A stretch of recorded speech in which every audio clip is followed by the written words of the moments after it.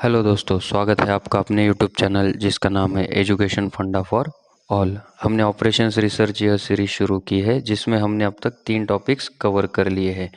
एक introduction to operations research, 2 sequencing model और 3 assignment model. अभी हमारा ऑनगोइंग टॉपिक है transportation models and numerical based on transportation model. अभी तक हमने ट्रांसपोर्टेशन मॉडल में introduction to transportation model and उसके ऊपर बेस्ड 4 टाइप्स कंप्लीट किए हैं। अभी आज का जो हमारा वीडियो है वो टाइप 5 पे बेस्ड है। अगर आपने ये वीडियोस नहीं देखे हैं तो आपको डिस्क्रिप्शन में लिंक मिल जाएगी, आप वहाँ से उन वीडियोस को देख सकते हैं। तो चलो दोस्तों, शुरू करते हैं आज का हमारा वीडियो।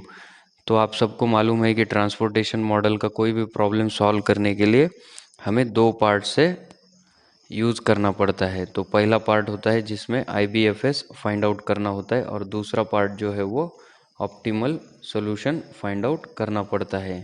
तो अभी तक हम सिर्फ पहले ही पार्ट में जिसमें हम IBFS फाइंड आउट कर रहे हैं।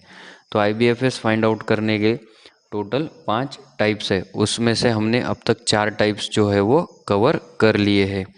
आज का जो हमारा वीडियो है उसमें हम 5th टाइप जो है वो कवर करने वाले हैं। तो हमारे 5th टाइप का नाम है कॉलम मिनिमा मेथड। तो इसे यूज़ करके हमें IBFS फाइंड आउट करना है। तो वो किस तरह से करते हैं चलो देखते हैं। हमारे प्रॉब्लम का स्टेटमेंट है find IBFS using column minima method. तो अभी हमारे न्यूमेरिकल में क्या दिया हुआ है, सप्लाई दिया हुआ है, डिमांड दिया हुआ है और ये एलिमेंट्स दिए हुए जहाँ पे हमें एलोकेशन करना है और हमारा आउटपुट निकालना है।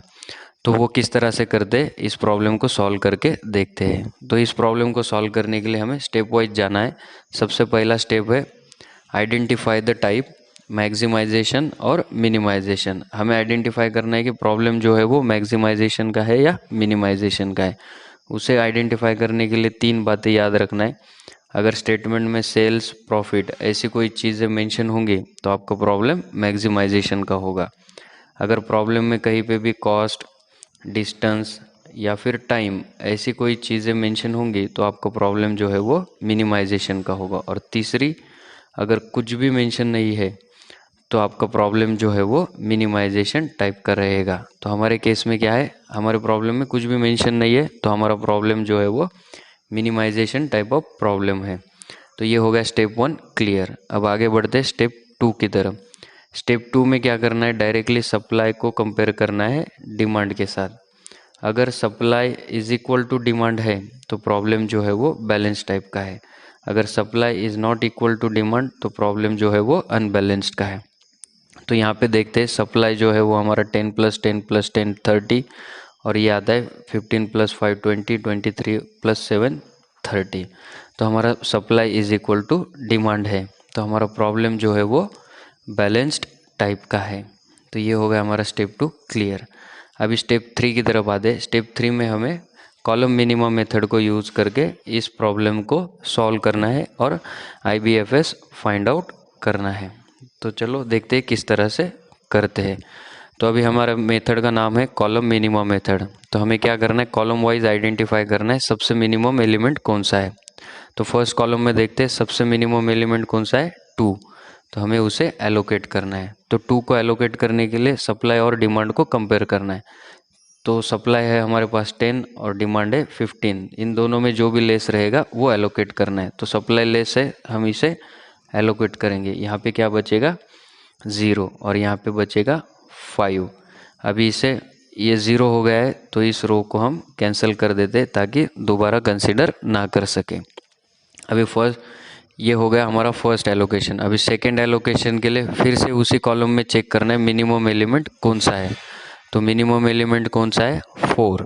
तो हम उसे एलोकेट करेंगे।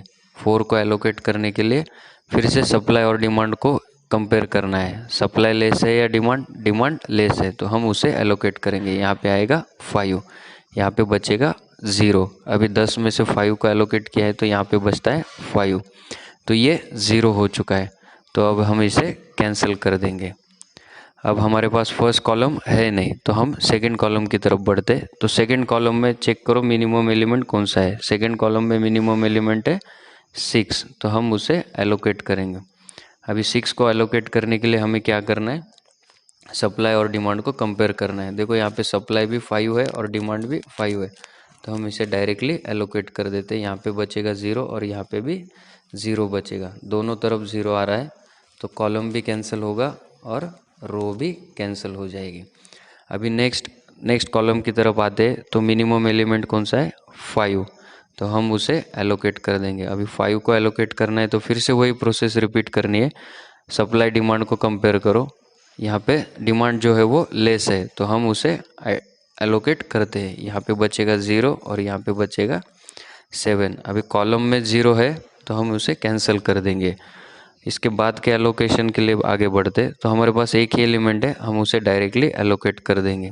तो यहाँ पे बचता है सप्लाई में 7 है और डिमांड में भी 7 है, तो हम उसे एलोकेट कर देंगे। यहाँ पे बचेगा 0 और यहाँ पे भी 0। तो अभी हमें सारे एलोकेशन जो है वो कंप्लीट हो चुके हैं, क्योंकि सारे कॉलम और रो कैंसिल हो गए। अभी हमें ट्रांसपोर्टेशन कॉस्ट फाइंड आउट करनी है, तो उसके लिए क्या करना है, सेल वैल्यू और एलोकेशन वैल्यू इनका मल्टीप्लिकेशन करना है और उन्हें ऐड करते जाना है। तो फर्स्ट सेल में है 5 × 3 प्लस 12 × 7 प्लस 4 × 5 प्लस 6 × 5 प्लस 10 × 2, इतनी ही है, 1 2 3 4 5, 1 2 3 4 5। तो इसकी वैल्यू कितनी आती है, देखो 15 प्लस 84 प्लस 20 प्लस 30 प्लस 20, है ना। 15 प्लस 84 प्लस 20, इनकी टोटल कितनी आती है, देखो